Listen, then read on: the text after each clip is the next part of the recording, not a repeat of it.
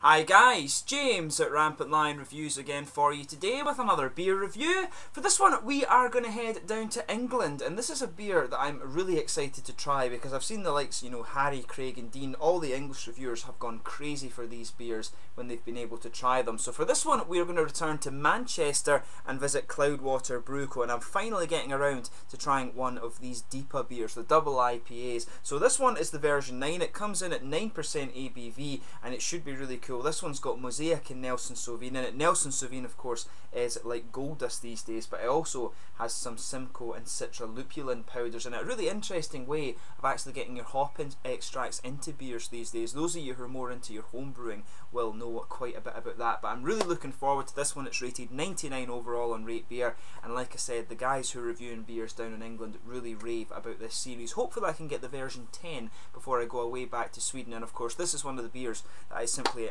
can't get because I'm away living in Scandinavia these days. But I hope you guys enjoy the review, and hopefully we can do more of these beers or more of this series in the fairly near future. But anyway, as is usual with my beer reviews then, I'll tell you a little bit about the brewery. If you want to get straight to the tasting, just fast forward. All the usual links are in the description below. That's the brewery website, the link to my other Cloudwater reviews I've done before. There's all the usual social media. If you want to see more beer reviews, do subscribe to the channel. The whole channel has a geography based tagging system, so you can go into the homepage and search for beer based on country, city or state, whatever it is you're interested in. Do check out the playlists of the beers from different countries, as well as the whiskey and sake reviews and stuff like that. And as always, please do get in touch and let me know some of the other beers and breweries you guys would like to see me review. Always interesting to hear from you guys, and your support of the channel is hugely appreciated. So anyway, to tell you a little bit about Cloudwater quickly then.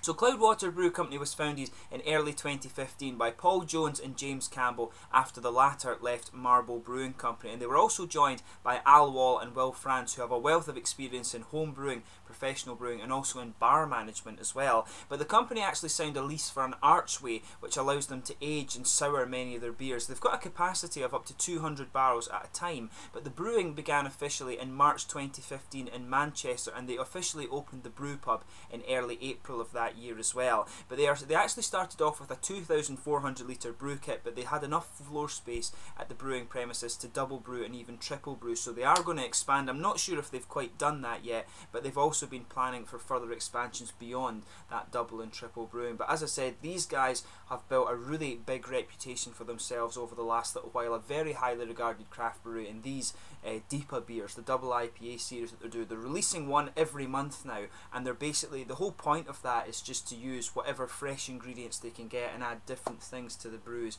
and just really show how you can evolve a beer style. So it's really interesting, and as I say, the guys down in England, Craig, Dean and Harry, they've all raved about these beers, so it's definitely one that you want to check out for yourself. And all the Cloudwater beers have been pretty good. The ones that I've tried so far, I think it was the Wylam one, the Worlds Collide, the collaboration they did, and I tried one of the grisettes as well, so it's kind of cool to get back to this one and actually try one of these beers that there is such a big hype about. So yeah, we'll get on to the tasting of this one now. So like I said, this guy is a 9% double IPA.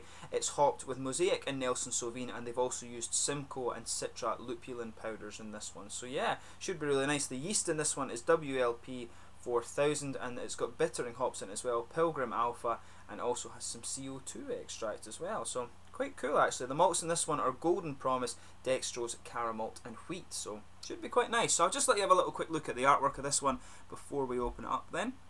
There you can see it's got this nice kind of thing. The next one, the V10, which I think has just come out as I'm filming this one, has a nice kind of blue thing to it, and there you can see there is the typical Cloudwater symbol on this one. You can see it in the gold there, but I'm not sure how well you can see that on the camera, but that's the typical Cloudwater Brewing Company symbol. So yeah, let's get this guy out then and we'll get on with the tasting. Definitely looking forward to this beer. As I say, you can check out the links to all the stuff in the description below. You can have a look at the Cloudwater website and stuff and see all the other beers that these guys do. I tell you something, you can smell the Simcoe in that right as you pour it. A little bit of the Citra stuff coming out as well. The Citra, of course, is a hop that you always associate with these kind of nice, lighter, juicy tropical fruits, like mangoes and a little bit of lemon, lime and things. And the Simcoe, of course, gives you that lovely passion fruit note. These are the things that you can smell just as you open up the bottle, but it looks a very, very nice beer. It's actually crystal clear. There's just a tiny little bit of opacity to this beer, but as you can see, it's poured a really lovely, bright, kind of rich golden amber colour. This one, you can see if I put my fingers behind it, there is a lot of transparency to that beer, but it is a little bit opaque at the same time. There's some big bubbles sticking towards the side of the glass and quite a few little ones just going up towards the bottom of that head there. There's a few little bits of sediment visible in this one, maybe just because I've had it in the fridge for 2 days or so, or maybe just because it's a wee bit of a, I think it's about a month or so old, this beer now, but it looks very, very nice. There's a solid half finger of a frothy white head on this one. It looks absolutely lovely.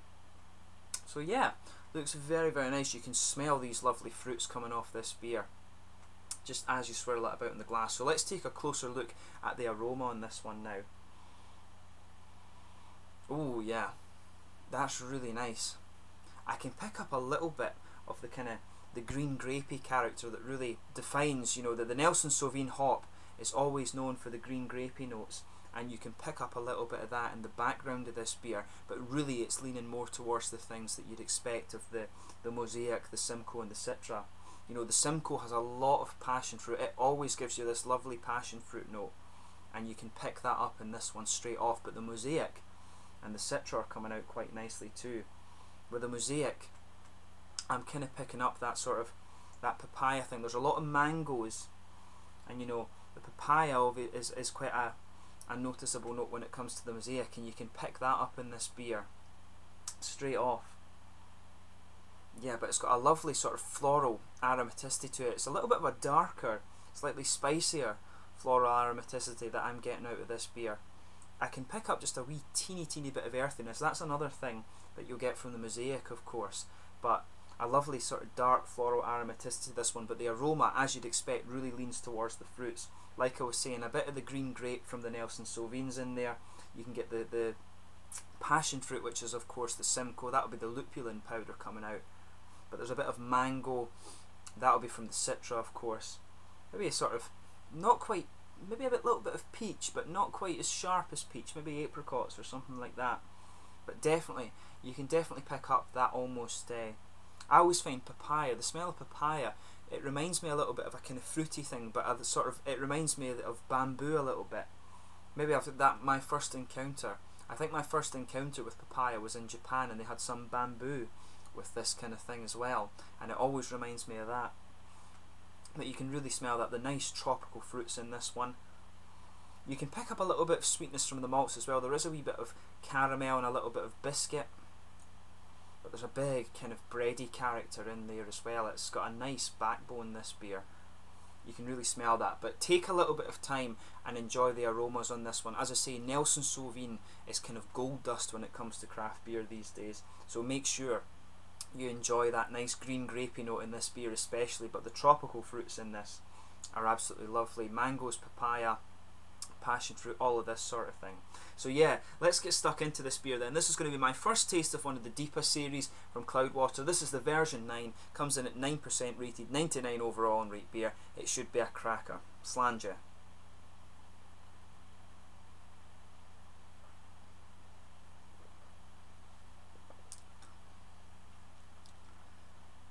Oh yeah, now that's pretty good. They've got that very well balanced as well. I always find, I've always said this in a few of my videos, I like it when a double IPA, I always prefer the double IPAs to the singles generally, because there's a bit more malty character in them. I love it when an IPA has a good little bit of malt sweetness, but also it leans kind of towards the juicy fruit things, and maybe that's because of my experience with drinking the Japanese IPAs. Maybe I've just kind of grown used to that. But this one does have a good bit of bitterness to it. This is a cracking beer. You know, just on the first taste, I can see why all these guys down in England that are reviewing beers, I can see why they rave about these so much. Do make sure you check out their reviews, by the way. Craig at Kent Beer Reviews, there's Dean from Dean's Beer Reviews, and then Harry at Blue Nose as well. These guys tend to review every version of this beer when it comes out, so make sure you watch them if you want to keep up to date with this series. But this is really nice. I can see exactly why they rave about this series of beer.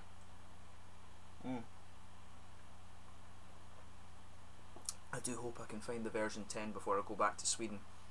This is really nice. So yeah, with this one, It's got a lovely malt base to it, you know, it's quite bready, but at the same time there's some of that rich, kind of slightly biscuity but more caramelly sweetness in there. You can get that wheat breadiness, there's caramel in there, and I think they've maybe added that quite heavily into this one, because you can pick it up, and as the flavour progresses the breadiness just starts to take hold, but in the middle of your tongue you can just feel that kind of caramel sweetness pushing its way out into the flavour of this one.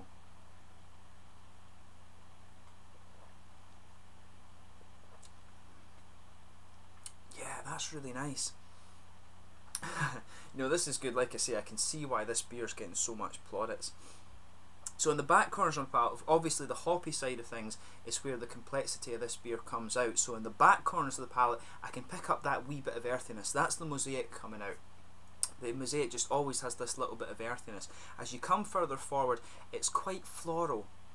And it's got a little bit of spicy character to it. You can just pick up, it's a more dark floral aromaticity that this beer has, and it's just a little bit kind of spicy. And as the flavour moves into the aftertaste, it's that floral aromaticity that's just kind of lingering there.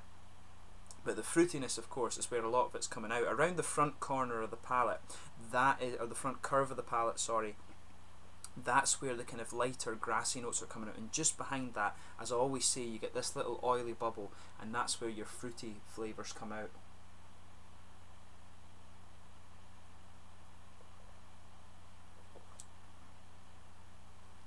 Yeah, this is really good. They've got a very good hop blend in this one.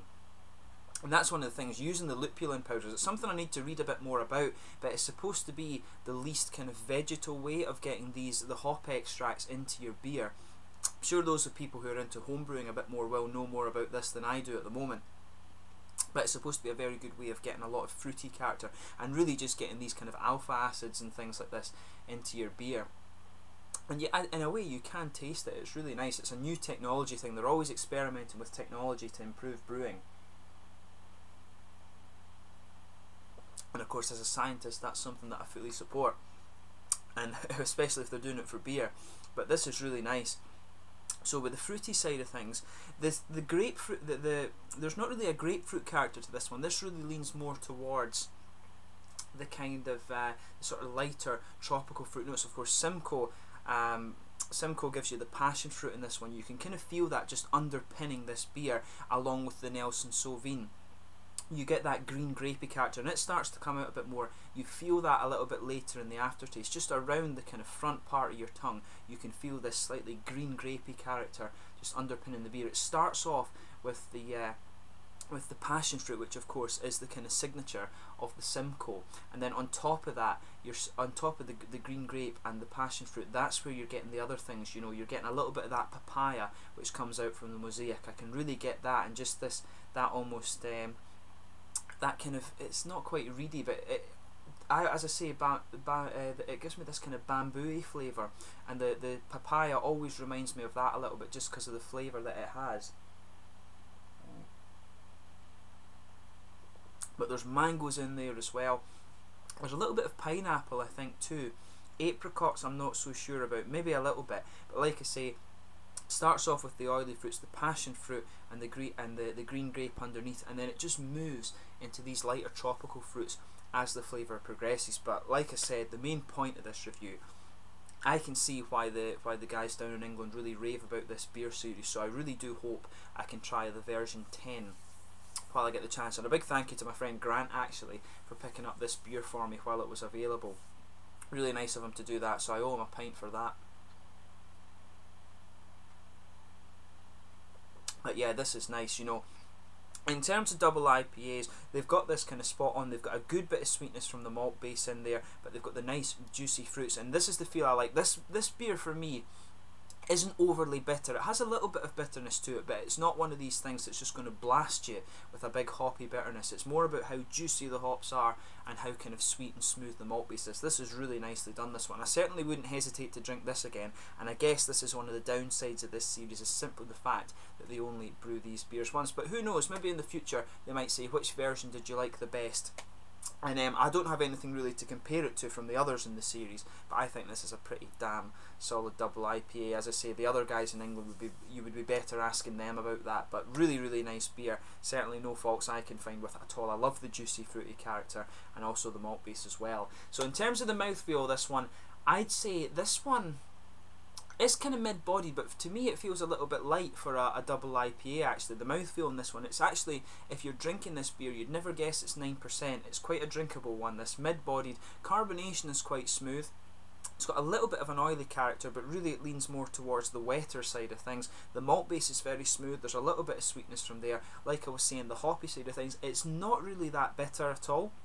It's actually more of a juicy thing, but you do get a bit of bitterness initially, but once your mouth adjusts to it, you know, it's really more smooth and juicy and things. But really nice fruity juiciness, good bit of sweetness and smoothness from the malt base, a lot of fruity juicy character, just a little bit of the bitterness there, mid-bodied, but overall, like I say, really nice double IPA this one. So yeah, if you get the chance to try these DIPAs from Cloudwater Brew Co, then I definitely recommend that you do. As I say, the other guys in England review these very regularly, so there's one comes out every month. Keep an eye on their reviews, and I'm sure you'll keep up to date with the series. Hopefully I can review the number 10 before I go back to Sweden. So I hope you guys have enjoyed this review. I'm sure I'll return to Cloudwater in the fairly near future, but this is the DIPA version 9 from those guys down in Manchester. So until the next time, Slange just now. Do let me know your own thoughts on this beer in the comments section below. Let me know the other beers and things you enjoy from Cloudwater. Do give me some recommendations for English beers as well. Make sure you check out the social media. But once again, I hope you've enjoyed this beer review.